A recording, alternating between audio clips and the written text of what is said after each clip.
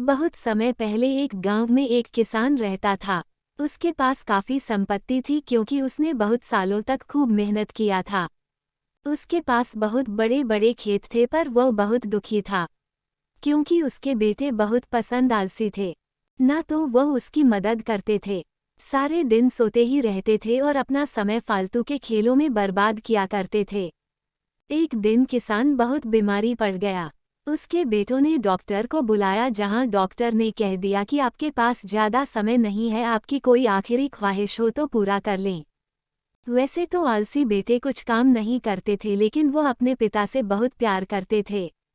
Doctor के जाने के बाद वह सभी रोने लगे।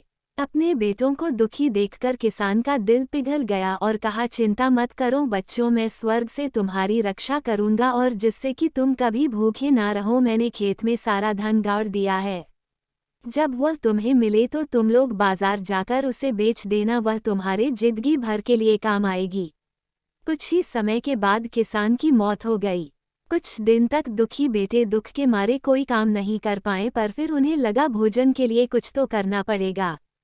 बेटों ने खेतों में खुदाई शुरू कर दी पर वहां उन्हें कुछ ना मिला। उनके पिताजी के दोस्त ने कहा, आखिर तुमने खेत जोत ही दिया है तो क्यों ना बीज भी डाल दो। बेटे तैयार हो गए। खेत बुआई करके उन्होंने इंतजार किया। उस साल मूसलाधार बारिश हुई। एक दिन जब बेटे सुबह उठे तो उन्होंने हवा में लहराते हुए अपनी फसल देखी।